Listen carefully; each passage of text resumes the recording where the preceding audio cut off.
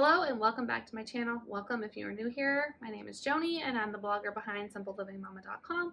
And in today's video, I'm going to share with you my curriculum choices for my 9th grader.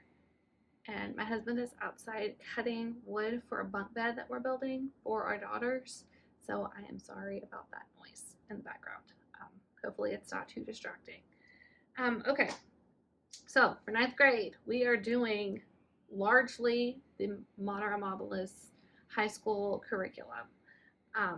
This was a hard choice for me because I wasn't sure what I wanted to do for high school or how I was even going to manage this, because it's a whole new concept for me, trying to piece together courses for credits and doing transcripts and all this stuff. It's going to be a new skill that I'm going to acquire with my oldest child, that I have been doing with him since he was born, because he's been my first kid that I have tried all this fun homeschool stuff on. So I do have several of his books here. Now, as with all of my other kids' videos, the other videos that I've showed you of my other kids, I have mostly just term 1 books here. So any free reads are not going to be here. All the free reads that we're going to have per term are not going to be here. They're not even necessarily planned out yet, because I plan by term. So what he is going to get to read in term 2 might be different than what I'm thinking he's going to get to read in term 2 right now. So that's just sort of how I do things. But many of these books will be carried out through the entire school year. So let me flip the camera around and talk to you guys a little bit about what we've got for our very first year of high school. Okay, so let's talk about religious studies. One, he's going to be reading an original document called Saints and Doctors of the Church. That's in a PDF form, so I don't have that to show you guys. He's also going to be reading the Creed in slow motion.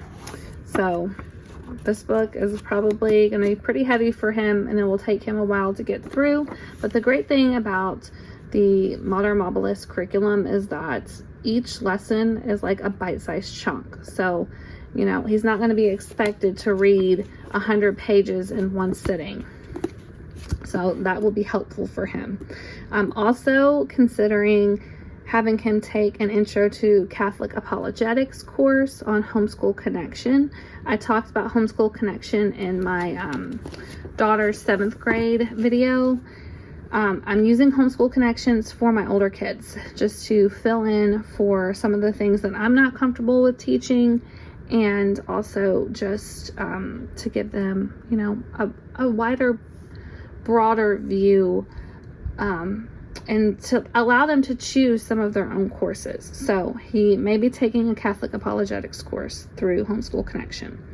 Now let's talk about civics. So for term 1, he's going to be reading Whatever Happened to Penny Candy. He will get, I believe it's half a course grade for civics this school year. It's government, civics, and economics. So he's going to be reading this book. He's going to read Are You Liberal or Are You Conservative? And then there's one other book that I can't remember. So he has one book per term to read for his civics credit. For history, he's going to be doing 3 different streams. So we have sort of like religious history, the Catholic Church through the ages. And then for world history, he's going to be reading a short history of the world. And then for national history, he's going to be reading a history of the English-speaking peoples.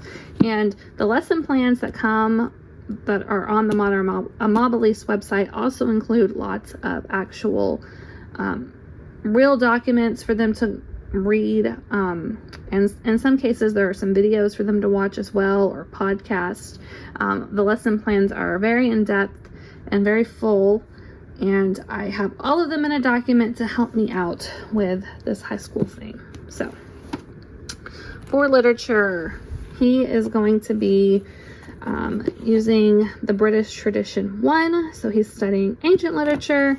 He's got the Iliad. He's also going to be reading the Odyssey. He's got Great Myths of the World. And I believe he's going to be reading Beowulf, Sir Gawain and the Green Knight. And there was one more. Canterbury Tales. So he's got a very full literature course coming up that I'm actually excited about, because this is what I majored in college. So he and I will have fun with that. Okay, geography. He is going to be reading The Lost Dinosaurs of Egypt. He's doing a living high school geography on Africa. And one of his books that he has to read to go along with that is Cry the Beloved Country. So he'll do one of these books per term. And it actually may begin after he finishes this book. So I may just have to get him one more book to go along with his study of Africa this year for geography. He's also doing a health course. So he's going to be working through the Worry Workbook for Teens, as well as the Omnivore's Dilemma. And there are several other books recommended in those lesson plans, podcasts, videos. I didn't pull out Charlotte Mason's book, Ourselves. He's going to be reading that too. I think that's going to go with his health course. So he has lots of great things to look forward to in learning about health. Okay, and then like I mentioned, we're going to be utilizing Homeschool Connection for a lot of different courses for him this school year. So possibly the apologetics course. I need to kind of hash that over with him again to see if he's interested in that. He is going to be doing a biology course through Homeschool Connections. He's going to be doing maybe a math. He told me he wanted to stick with teaching textbooks. That's what we've used for years. He's used it almost the entire time he's been in school. So for Algebra 1, most likely he's going to stick with teaching textbooks. If not, they do offer those courses on Homeschool Connections as well. And he wants to do Spanish for his foreign language, so we'll take our Spanish courses on Homeschool Connections. He's also involved in a lot of stuff outside of the house. He is in co-op. He's going to be doing drawing. I have it written down over here. Drawing, cooking, and art of the human body. So he's got those 3 courses that he's going to be involved in. He does Scouts. He's got lots of different projects going on with Scouts. This is his confirmation year through the church.